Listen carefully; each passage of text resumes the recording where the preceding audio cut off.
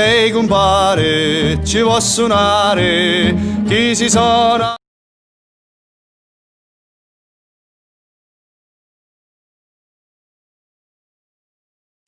So welcome to our episode on swimming and splashing.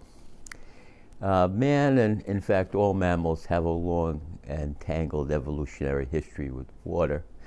And it should really come as no surprise that water has profound psychological and physiological effects on us. And if we use it to our advantage, it can help calm us and help us to behave better. So today we're going to learn how to use swimming and splashing to lower our stress response, lower our fight-flight response, and increase our vagal tone or the vagal brake to the heart, which then gives a signal to the brain and to the entire body that we're safe and things are okay. So I have to clarify a couple things first. Often when I recommend people swimming to people, they say, oh, it's difficult to get them to swim. So what I'm really talking about is not swimming laps, but water immersion, just getting in the water. So swimming, moving, playing is all great, but getting in the water is enough to trigger this response. And when I talk about splashing, I'm really talking about immersion of your nose in water. And I'll give you a demonstration. Since we don't carry pools with us everywhere, sometimes it's easier to get into a sink, or we almost always have access to that. Okay, so let me tell you a little bit about how I came to study this and experience some of this. And it really started when I graduated from college and I was working on a concrete crew. The weather changed and we weren't pouring concrete for the winter, so I was looking for a job. And my wife found a job in a children's home living with 12 adjudicated delinquents, all boys, all teenagers. And we were to be, and what they were looking for was something we used to call house parents, which I don't think people use that term anymore. We were just slightly older than these kids. We were just around 20 or 21. And we didn't have any experience. So I said to my wife, I can't imagine we'll get hired into this job. And so we went and got interviewed and immediately were hired. And not because we did such a great interview, but because no one else applied for the job. And the people who had been doing the job had only lasted one weekend, so they needed somebody as quick as possible. So we jumped in, and again, weren't really sure about what we were doing or how to do it, but they had an incentive program at the institution, and it actually was an incentive program for a few of the kids, but for most of the kids, it was a disincentive program.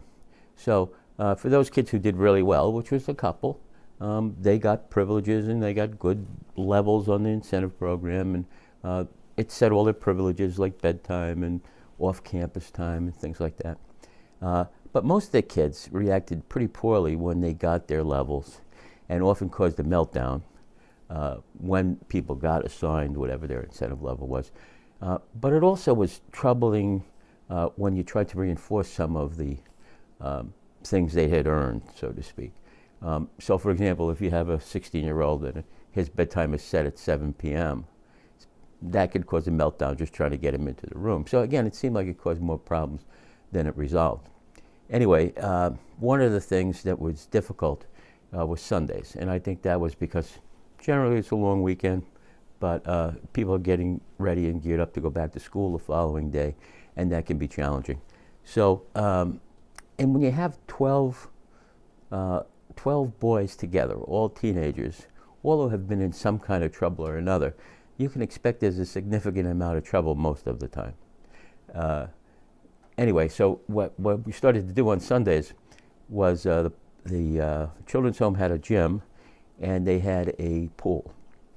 And so I started taking the kids on Sundays. I'd reserve the pool and I'd take them down and we'd do all kinds of swimming contests so that everybody earned something, got some kind of reward. And then we do a barbecue. And Sunday night turned into one of the most peaceful nights of the week. Because I assumed at the time it was because people were tired and had moved around quite a bit. And I'm sure that's part of it, but there's some other stuff that I later learned changed in their bodies that helped them to feel calm. So, discovered early on that this was a valuable intervention for some people. And for most of the 40 years I've been doing this work, I have recommended, particularly people who are hyper-aroused or really activated, that they get in water on a regular basis. The second example I want to give you is, so in that case, we're using water proactively, right? We're using it in advance of any kind of problem to be preventative so that we don't see the kind of behaviors that we don't want to see. The second example is my son Michael, who came to live with us when he was about 12 or 13.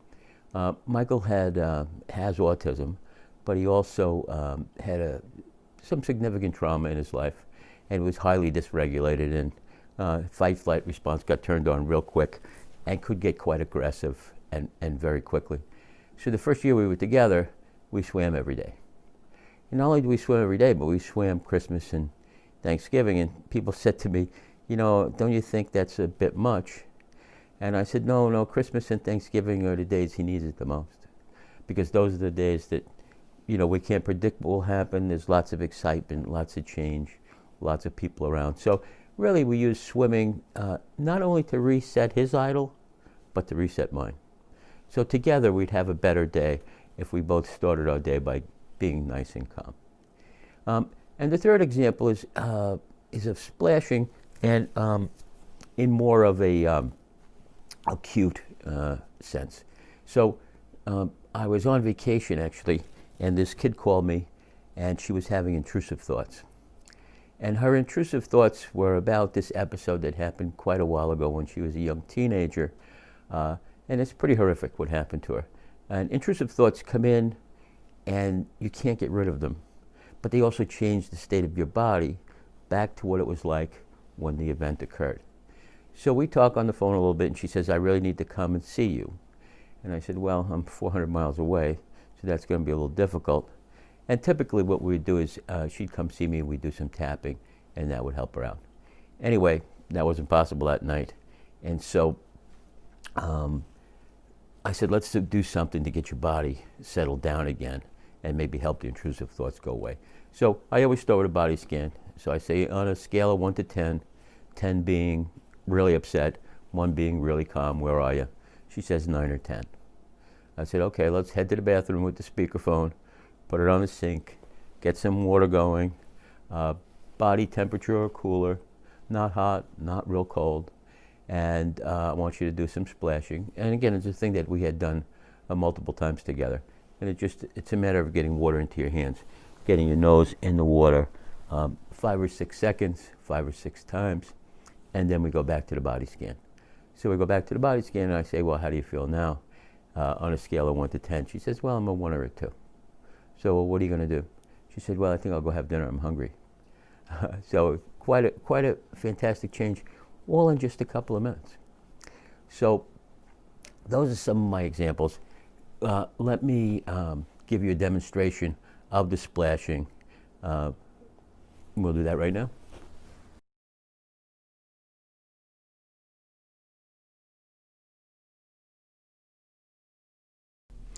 Okay, so here we are for our demonstration of splashing. So the first thing we're going to do is get the water running and get it at a comfortable temperature, a little bit on the cool side, but still comfortable. And for those of us with glasses, we'll take them off, we'll roll up the sleeves a little bit. And there's only 2 things to remember, and they're 2 numbers, 5 and 6. So we're going to do this for about 5 or 6 seconds, about 5 or 6 times. And what we want to do is get the water in our hands and get our nose in the water. So I'll count to myself, and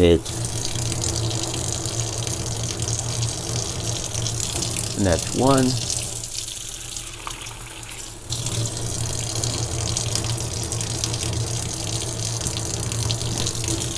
and that's 2,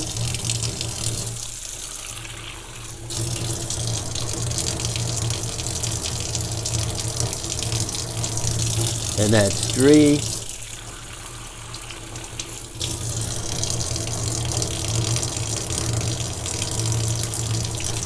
and that's 4,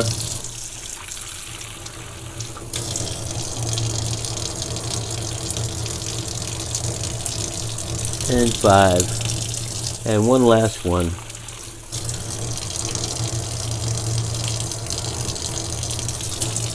And that's it.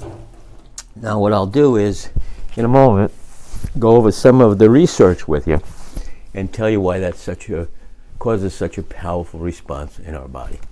Okay.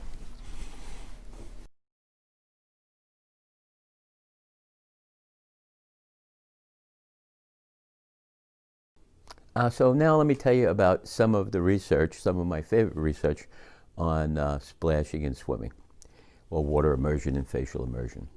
And if you're interested in the bibliography, all the research citations, you'll see some of them in the presentation, but they'll all be listed on the website, which is tamingthetigervt.com. So back to the days of Cunningham Children's Home, I was always believed that the mechanism which caused people to get calm from swimming had to do with thermoregulation, had to do with deep body cooling. And I'm sure that plays some part in it. But then along came, just recently, a couple of books I read. One was called The Deep, and the other is One Breath, and they're books on diving. And they introduced me to something that I hadn't heard of before, which is called a mammalian diving reflex. And the mammalian diving reflex gives you the capacity to shunt your blood from your periphery into your core. And it lowers your heart rate and lowers your blood pressure. So it provides that sympathetic or parasympathetic break. It calms your body physiologically. And I'll go into some more research that actually explores some other hormonal effects as well. So the research began in the late 1890s with a guy named Charles Vecchione. And you couldn't probably get away with this kind of research anymore. And so what he did was he strangled ducks. He cut off the oxygen supply to ducks. And he strangled some of them on land and some of them underwater. And you can see why that's probably not a repeatable experiment. Anyway, the ducks that he strangled on land, that he cut off the oxygen to their body, they lived an average of about 7 minutes. The ducks he strangled underwater lived an average of 23 minutes. So over 3 times as long. So clearly something had to be happening physiologically in the body for these large differences to occur. And so you would think of blood pressure and heart rate and things like that, but that really wasn't explored until much later, when the technology was available to measure those things. And so Per Scholander came along in about 1962 and did a series of experiments, which I think were interesting, and he had the technology to actually measure these things. So he put people in the water, he immersed them, head out of water, and what he found was there was a significant drop in heart rate, blood pressure, and this vasoconstriction. This peripheral, taking the peripheral blood and putting it in the core. And I think what that allows, of course, is that all of the energy and oxygen that's in that blood is just feeding your brain and your core, right? And so it allows for the maximum life of your brain and for the entire organism. So Scholander then goes on to put treadmills underwater and get people wired up and back on the treadmills to see if he can jack up your sympathetic system, to see if he can cause this fight-flight response to turn on, and you can't. So that was really interesting because what we're dealing with bad behavior often is just this sympathetic surge where people get overactivated and respond to things that are really just minor problems. So then the technology continues to improve. And in 2014, there's a study on the mammalian diving reflex, but it goes beyond just the basic heart rate, blood pressure, and vasoconstriction, that movement of the blood to the core of your body. And they got a significant reduction in heart rate and blood pressure. But something really interesting happened, which explains the bad behavior of many children, I think. You get a 107% increase in diuresis from being in the pool.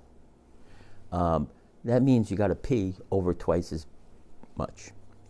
And that probably explains why often kids do pee in the pool. So